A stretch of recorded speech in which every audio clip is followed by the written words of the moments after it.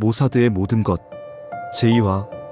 모사드는 존재하지 않는 존재로 불리는 이스라엘의 대외 첩보기관으로 세계에서 가장 은밀하고 공격적인 정보기관 중 하나다. 그 탄생 배경은 유대 민족의 생존 본능과 독립국가 이스라엘의 안보 위협에 맞선 절박한 전략의 산물이었다. CIA나 KGB와는 달리 국경을 넘나드는 암살, 납치, 사보타주까지 마다하지 않는 실전형 기관으로 자리매김했다. 모사드는 신베트 국내보안화, 아만 군사정보가 철저히 분리된 독립기구이며 해외 작전과 비공식 전쟁을 전담한다. 조직 핵심에는 암살 전문부대 키돈과 전 세계 3만 5천 명의 민간 협조자, 사야님이라는 독특한 네트워크가 있다. 여성 요원들의 활약도 두드러지며 이들은 미인계, 언어 능력, 심리전에서 높은 작전 수행 능력을 발휘해왔다. 모사드의 모토는 성경 속 문장, 지혜로 전쟁하고 책략으로 승리하라이며 이 한 줄이 그들의 존재 이유를 말해준다. 모사드는 히브리어로 기관을 뜻하는 일반 명사이다. 그러나 오늘날 세계에서 모사드는 단순히 기관을 뜻하지 않는다. 그것은 보이지 않는 힘, 죽음의 배달자, 정보의 제왕이라는 상징으로 통한다.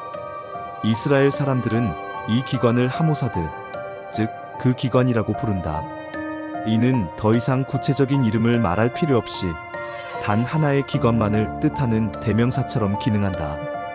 이스라엘은 건국 초기부터 자신들의 생존을 위협하는 적들에 둘러싸여 있었고 눈에 띄지 않고 흔적을 남기지 않으며 절대적으로 효율적인 첩보기관이 필요했다. 그 조직은 정보 수집뿐 아니라 암살, 납치, 반역자 색출, 외교 공작까지 감당해야 했다. 그들에게 정체를 감추는 것이 곧 생존이었고 이름조차 말하지 않는 것이 최고의 무기였다. 이들은 작전 성공 시 절대 드러내지 않고 실패 시에도 책임을 지지 않는다. 말 그대로 그림자처럼 움직이고 법의 테두리를 벗어난 경계에서 행동한다. 1960년대 아이히만 납치 사건 이후 위넨 보복 암살 작전, 엔테베 공항 인질 구출 작전 등 굵직한 국제 뉴스마다 이름이 등장했지만 이스라엘 정부는 단 한 번도 공식적으로 작전의 존재를 인정한 적이 없었다. 그러자 사람들은 말한다. 그 기관이 했겠지. 모사드는 미국의 CIA, 구소련의 KGB와 자주 비교된다. CIA는 미국의 글로벌 패권 유지를 위해 방대한 자금력과 네트워크를 기반으로 움직인다. KGB는 소련 체제의 안정 유지와 공산주의 이념 수호를 위해 내부 감시와 숙청까지 맡았던 거대한 권력이었다. 그러나 모사드는 국가의 생존을 위해 만들어진 기관이다. 이스라엘은 건국과 동시에 사면초가였고 인구도, 군사력도, 자원도 부족했다. 죽지 않기 위해선 먼저 공격하고 적이 준비하기 전에 제거해야 했다. 모사드는 바로 그 본능에서 태어났다. 다른 기관들이 체제 유지나 패권 유지를 위해 움직였다면 모사드는 존재 자체가 공격당하는 국가의 방어기제였다. 모사드는 예산도 작고 조직도 소규모지만 그만큼 기동성과 유연성이 뛰어나다. 자국 안보를 위해서라면 지구 끝까지 가서 한 명을 데려오거나 제거하고 돌아온다. CIA가 위성으로 감시하고 KGB가 내부를 검열할 때 모사드는 현장에 있었다. 그들은 표적의 눈앞까지 다가가고 때론 키스를 나눈 연인이 되어 정보를 빼냈다. 그들은 실패도 수단으로 삼고 실패에서 배운다. 실패한 요원을 죽이지 않고 오히려 다시 훈련시켜 복귀시킨다. 그것이 살아있는 자산이기 때문이다. 이스라엘은 전쟁 속에서 태어났지만 그보다 더 오랜 시간 동안 유대 민족은 국경 없는 전쟁 속에 존재해왔다. 수천 년간 뿔뿔이 흩어져 디아스포라로 살아온 그들은 어떤 보도, 군대도, 정보망도 없이 타인의 땅에서 타인의 법 아래, 타인의 감시에 노출된 채 살아야 했다. 적의 동향을 파악할 정보력도, 대응할 무력도, 심지어 항의할 외교력조차 없었다. 유대 상인들은 교역로를 다니며 자연스레 정치 소식과 전쟁의 움직임을 파악했고 포그롬 시대에는 소문망을 통해 학살을 예측해야 했다. 독일 나치가 유대인을 강제 수용소로 이송할 때도 일부 유대인들은 낮은 관료들의 말 한마디를 모아 다가올 학살을 예측했다. 하지만 그 정보는 언제나 너무 늦고 불확실했으며 결정적으로 대응할 군대가 없었다. 정보가 있어도 행동으로 옮길 힘이 없었다는 것, 그것이 그들에게 트라우마로 남았다. 그래서 유대인들은 결심했다. 다음엔 절대 당하지 않겠다고.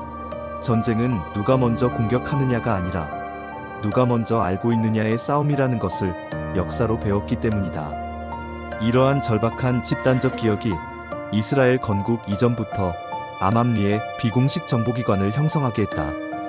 이것이 훗날 모사드의 전신이 된다. 1947년 유엔이 이스라엘의 독립을 결의하자마자 주변 아랍 국가들은 즉각 전면전을 선포했다. 유대 지도자 다비드 벤구리온은 우리가 살아남고 싶다면 먼저 적을 파악해야 한다고 결론 내렸다. 그는 병사보다 먼저 첩보원을 모집하고 무기보다 먼저 정보를 확보하라고 지시했다. 모사드는 그 위기 속에서 1949년 외무부 산하의 작은 조직으로 출범했다. 모사드의 시작은 국가를 위한 정보기관이라기보다 민족의 복수를 위해 탄생한 그림자 군대였다.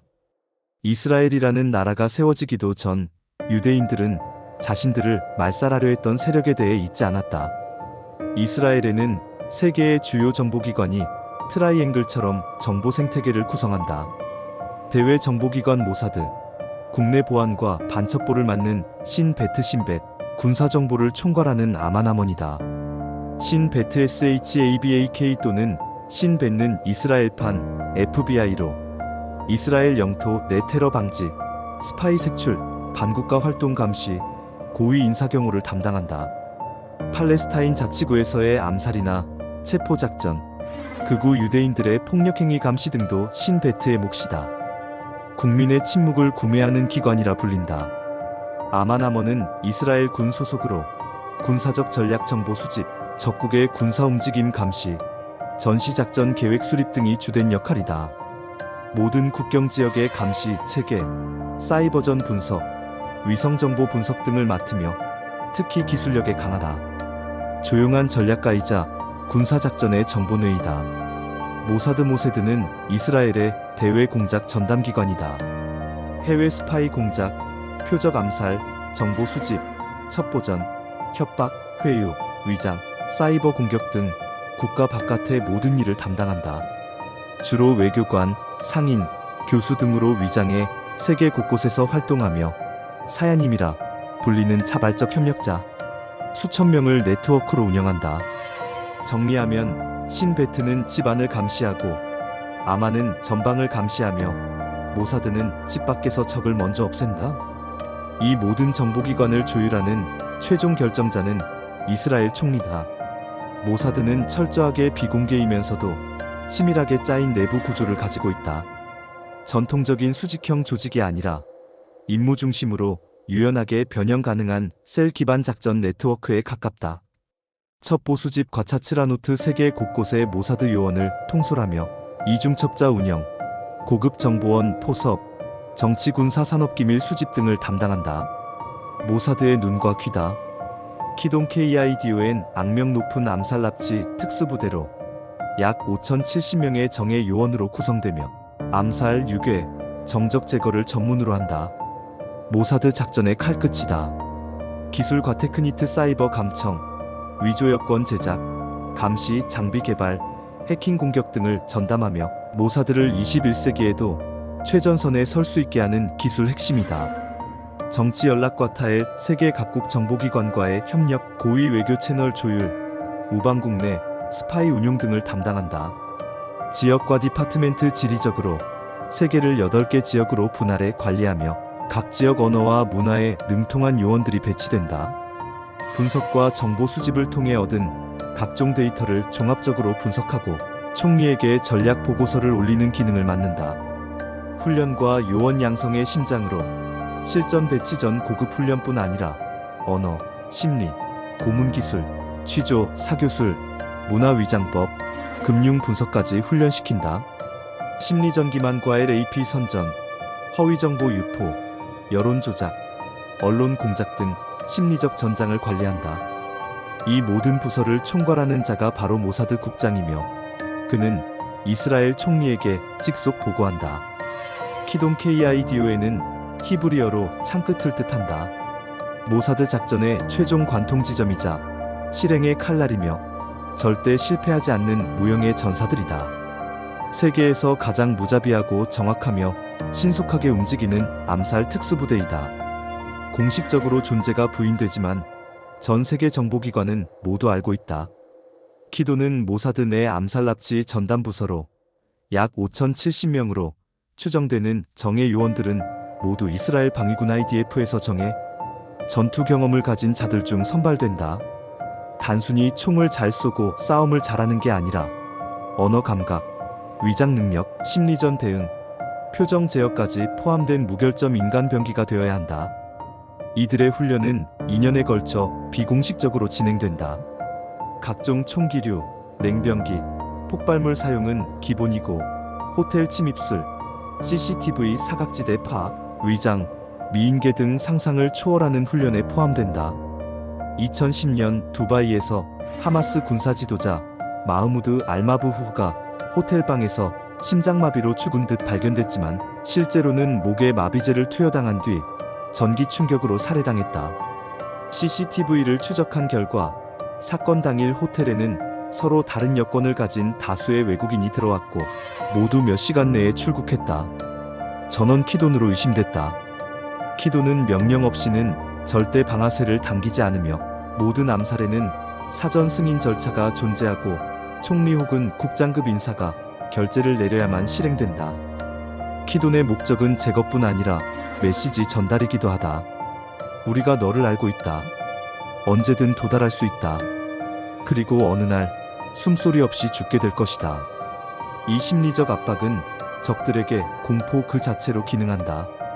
모사드는 1,500명 내외의 정식 요원으로 구성된 조직이지만 사야님 SA와 EANIM이라는 하나의 그림자 군대가 있기에 이토록 거대한 작전 범위를 세계 곳곳에서 동시에 펼칠 수 있다. 도움 주는 사람들을 뜻하는 사야님은 모사드의 정식 요원도 아니고 급여를 받는 정보원도 아니다.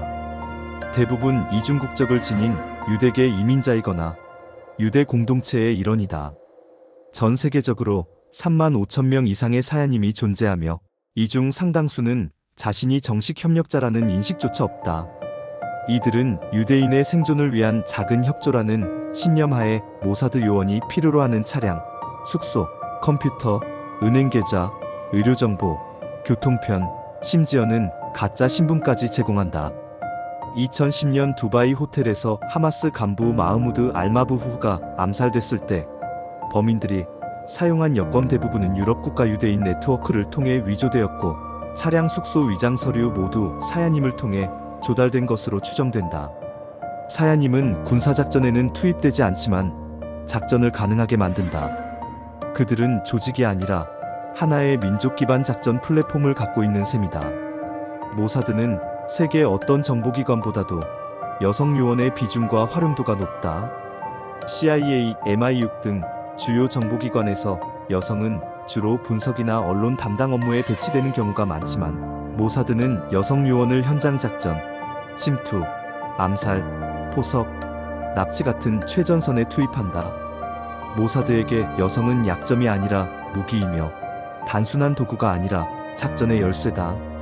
여성 요원은 단지 외모나 심리 전술만이 아니라 언어 감각, 사회성, 냉철한 판단력, 위장력, 공감 능력, 그리고 무엇보다도 감정 없이 작동할 수 있는 심리적 유연성을 본다.